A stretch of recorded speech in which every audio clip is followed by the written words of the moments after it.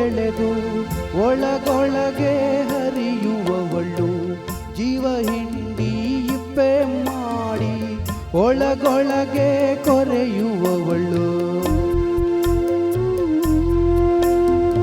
ಎಲ್ಲೋ ಹುಟ್ಟಿ ಎಲ್ಲೋ ಬೆಳೆದು ಒಳಗೊಳಗೆ ಹರಿಯುವವಳು, ಜೀವ ಹಿಂಡಿ ಇಪ್ಪೆ ಮಾಡಿ ಒಳಗೊಳಗೆ ಕೊರೆಯುವವಳು ಸದಾ.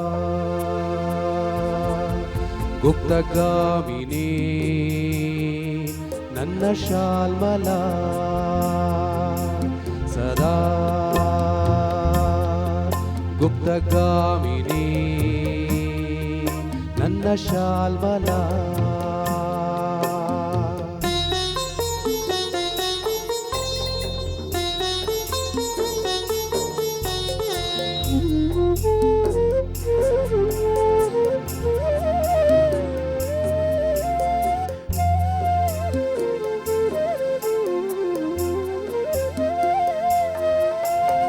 ಹಸಿರು ಉರಿವ ಎಲೆಗಳಲ್ಲಿ ಬಸಿರ ಭಯಕ್ಕೆ ಒಸರುವವಳು, ಅರಿವಿಲ್ಲದೆ ಮೈಯ ತುಂಬಿ ಕನಸಿನಲ್ಲಿ ತುಳುಕುವವಳು.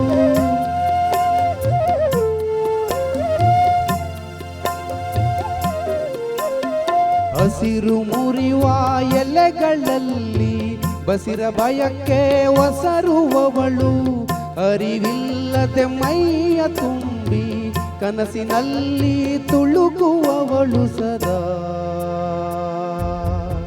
ತಪ್ತಕಾಮಿನಿ ನನ್ನ ಶಾಲ್ಮಲ ಸದಾ. ತಪ್ತಕಾಮಿನಿ ನನ್ನ ಶಾಲ್ಮಲ.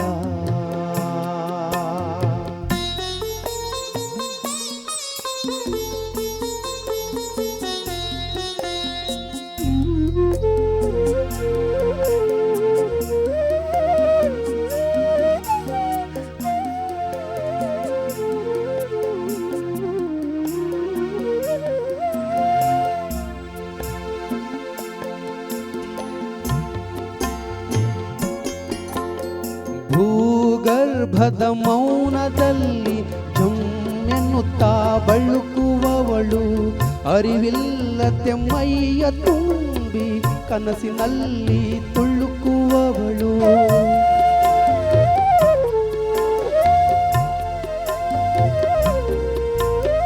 ಭೂಗರ್ಭದ ಮೌನದಲ್ಲಿ ಜುಮ್ಮೆನ್ನುತ್ತಾ ಬಳುಕುವವಳು, ಅರಿವಿಲ್ಲದೆ ಮೈಯ ತುಂಬಿ ಕನಸಿನಲ್ಲಿ ತುಳುಕುವವಳು ಸದಾ.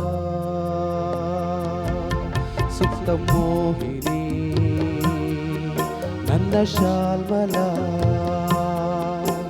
ಸದಾ. ಸುಪ್ತ ಮೋಹಿನಿ ನನ್ನ ಶಾಲ್ಮಲ.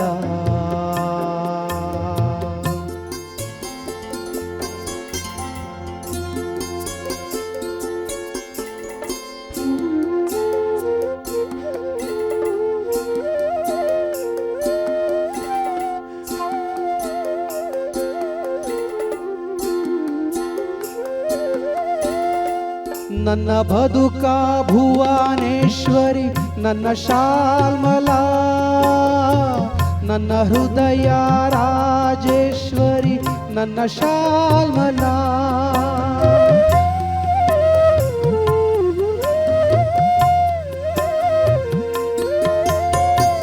ನನ್ನ ಬದುಕ ಭುವನೇಶ್ವರಿ ನನ್ನ ಶಾಲ್ಮಲ, ನನ್ನ ಹೃದಯ ರಾಜೇಶ್ವರಿ ನನ್ನ ಶಾಲ್ಮಲ ಸದಾ. ಗುಪ್ತಗಾಮಿನಿ ನನ್ನ ಶಾಲ್ಮಲ ಸದಾ. ಗುಪ್ತಗಾಮಿನಿ ನನ್ನ ಶಾಲ್ಮಲ, ನನ್ನ ಶಾಲ್ಮಲ, ನನ್ನ ಶಾಲ್ಮಲ, ನನ್ನ ಶಾಲ್ಮಲ.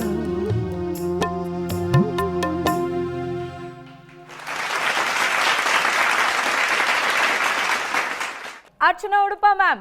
ನವೀನ್ ಅವರೇ, ಆಹಾ, ಎಂಥ ಅದ್ಭುತವಾದ ಹಾಡು, ತುಂಬ ಪಾಪ್ಯುಲರ್ ಆದಂಥ ಹಾಡು ಕೂಡ, ಸೀರಿಯಲಲ್ಲಿ ಕೂಡ ಇದನ್ನು ಶೀರ್ಷಿಕೆ ಗೀತೆಯಾಗಿ ಬಳಸಿದ್ರು. ನನಗೆ ಬಹಳ ಖುಷಿಯಾಗಿದೆ ಏನು ಗೊತ್ತಾ, ನೀವು ಅಶ್ವಥ್ ಅವರ ಧ್ವನಿಯನ್ನು ಅನುಕರಿಸಲಿಲ್ಲ, ಅವರ ಶೈಲಿಯನ್ನು, ಅವರ ಧಾಟಿಯನ್ನು ಎಷ್ಟು ಚೆನ್ನಾಗಿ ಇಲ್ಲಿ ಇಳಿಸಿದ್ರಿ ಅಂತಂದರೆ ಅದಕ್ಕೆ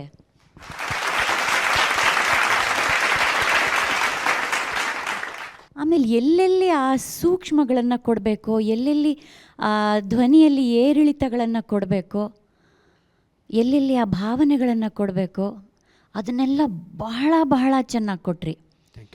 ತುಂಬ ಚೆನ್ನಾಗಿ ಕೊಟ್ರಿ. ಇದು ಕೂಡ ಕಷ್ಟಕರವಾದ ರಾಗ, ಇದು ಅದನ್ನು ನಿಭಾಯಿಸೋದು ಕಷ್ಟ.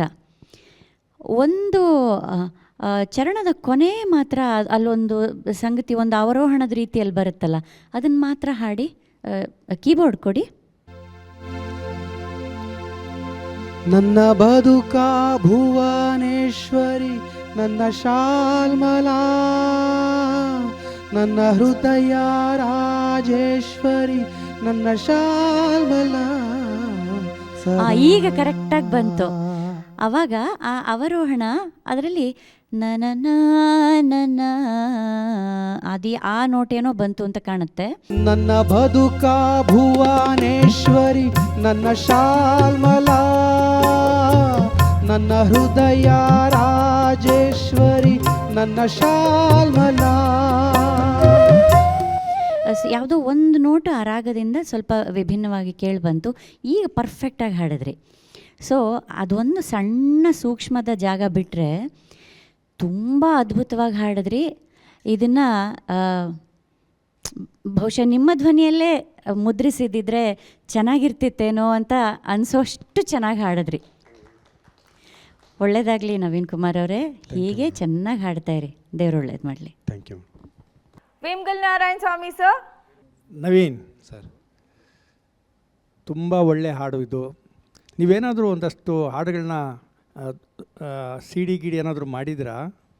ಇಲ್ಲ ಸರ್, ಕೇಳ್ತಿರ್ತೀನಿ ಸರ್ ಅಷ್ಟೇ. ಕೇಳೋದ್ರಿಂದ ನನಗೆ ಆಗಲಿ, ನೀವು ನಿಮ್ಗೆ ಇಷ್ಟವಾದ ಒಂದಷ್ಟು ಹಾಡುಗಳನ್ನ ಒಂದು ಆಲ್ಬಮ್ ಮಾಡಿ. ಎಷ್ಟು ಸುಮಧುರವಾಗಿ ಇತ್ತು ಈ ನಿಮ್ಮ ಕಂಠ ಅಂತ ಹೇಳಿದ್ರೆ, ಅದೆಲ್ಲೋ ಕರ್ಕೊಂಡೋಯ್ತು, ಅಲೆ ಅಲೆಯಾಗಿ ತೇಲಿ ಒಂದು ದಡ ಮುಟ್ದಂಗೆ ಆಯಿತು. ಆ ಸಂಚಿಕೆಯಿಂದ ಸಂಚಿಕೆಗೆ ನಿಮ್ಮ ಗಾಯನ ತುಂಬ ಬೆಳವಣಿಗೆ ಇದೆ. ಅದೇ ರೀತಿ ಕಾಪಾಡಿಕೊಳ್ಳಿ. ಒಳ್ಳೆಯದಾಗಲಿ ನಿಮಗೆ. Thank you sir. Thank you so much. ಖಡ್ಗೆರೆ ಮುನಿರಾಜು ಸರ್. ಈ ಹಾಡಿನ ಸಾಹಿತ್ಯ ಗೂಗಲಲ್ಲಿ ನೋಡಿದ್ರಾ? ಇಲ್ಲ ಸರ್, ನಾನು ಕೇಳಿದ್ದಷ್ಟೇ. ನಾನು ಕೇಳಿದ್ದಷ್ಟೇ ಹಾಡಿದ್ರ? ಯಾರು ಹಾಡಿರೋದು? ಅಶ್ವಥ್ ಸರ್ ಹಾಡಿರೋದೇ? ಸರ್ ಬೇರೆ ಯಾರಾದರೂ ಹಾಡಿರೋದು ಕೇಳಿದಿರಾ ಅಂತ? ಇಲ್ಲ ಸರ್, ಕೇಳಿಲ್ಲ ಸರ್. ನನಗಲ್ಲಿ ನಾನೊಂದು ಕಡೆ ಕೇಳಿರೋದು ಹಸಿರು ಉಲಿವ ಮುರಿವ ಅಂತ. ಸರ್ ಮುರಿವ ಅಂತ ಸಿಯಸ್ವತ್ತರ ಸರ್. ಮುರಿವ ಅಂತಿದೆಯಾ? ಓಕೆ. ಹಸಿರನ್ನ ಮುರಿಯೋ ಅಂತ ಇದು ಎಲೆ ಅಂದರೆ ಹಸಿರು ಹೋದ್ಮೇಲೆ ಮತ್ತೆ ಎಲ್ಲೋ ಆಗುತ್ತಲ್ಲ ಸರ್ ಅದು. ಹಸಿರು ಮುರುವ ಎಲೆಗಳಲ್ಲಿ. ಓಕೆ, ಹೌದು. ಇಲ್ಲ ಮೇಡಮ್, ಇದು ಚಂಪಾ ಅವ್ರದ್ದು ಮೇಡಮ್. ಚಂದ್ರಶೇಖರ್ ಪಾಟೀಲ್ ಚಂಪಾ ಅವ್ರದ್ದು ಭಾಳ ಒಳ್ಳೆ ಸಾಹಿತ್ಯ, ಒಳ್ಳೆ ಹಾಡು. ಅದಕ್ಕೆ ನನಗೆ ಅದು ಕ್ಲಾರಿಫಿಕೇಷನ್ ಬೇಕಾಗಿತ್ತು, ಅದಕ್ಕೆ ಕೇಳಿದೆ ಅಷ್ಟೇ. ಯಾಕೆಂದರೆ ಹಾಡ್ತಾ ಕೆಲವು ಸರಿ ಪದಗಳು ನಮಗೆ ಎಲ್ಲೋ ಮರ್ತೋಗ್ಬಿಡುತ್ತೆ ಒಂದೊಂದು ಸರಿ ಕೇಳಿ, ಇನ್ಯಾವುದೋ ಪದ ಬಂದಿರುತ್ತೆ. ಅಂದರೆ ನಾನು ಉರಿಯುವ ಅಂತ ಕೇಳಿದ್ದೆ ಸರ್. ಮತ್ತೆ ರಾತ್ರಿ ಅದನ್ನ ಉರಿವ ಅಲ್ಲ ಅದು ಸರ್, ಅದನ್ನ ಮತ್ತೆ ಕೇಳಿದೆ. ಹಸಿರು ಮುರಿಯುವ ಅಂತ ಮತ್ತೆ ಕೇಳ್ಕೊಂಡು ಅದು ಮತ್ತೆ ಪ್ರಾಕ್ಟೀಸ್ ಮಾಡಿದೆ. ಹಸಿರು ಉಲಿವ ಅಥವಾ ಹಸಿರು ಮುರಿವ ಅಂತಿದೆ ಸರ್. ಓಕೆ, ಅದು ಮತ್ತೆ ಪದೇ ಮತ್ತೆ ಕೇಳ್ಕೊಂಡು ಆಮೇಲೆ ಅದನ್ನು ಕ್ಲಾರಿಫೈ ಮಾಡ್ಕೊಂಡೆ ಸರ್. ಭಾಳ ಒಳ್ಳೆಯದು. ಅದು ಸೂಕ್ಷ್ಮತೆಗಳು ಬೇಕು, ಖಂಡಿತವಾಗ್ಲೂ ಒಳ್ಳೆಯದು. ಯಾಕೆಂದರೆ ಕವಿಗಳು ಬರೆದಿರೋ ಹಾಡುಗಳಲ್ಲಿ ಆ ಥರದ್ದು ಒಂದು ಸಾಹಿತ್ಯ ಒಂದು ಸಣ್ಣ ತಪ್ಪಾದರೂ ಕೂಡ ಅದು ಅವ್ರಿಗೆ ಮಾಡೋ ಅಪಚಾರ ಅಲ್ವಾ? ಹಾಗಾಗಿ ಸೂಕ್ಷ್ಮವಾಗಿ ಅದನ್ನು ಕಲಿತು ಹಾಡಿದ್ರಿ. ಒಳ್ಳೆಯದಾಗಲಿ ನಿಮಗೆ. Thank you sir. ಮತ್ತೊಮ್ಮೆ ಕೊನೆ ಚರಣದ ಮೊದಲನೇ ಸಾಲನ್ನು ಹಾಡಿ.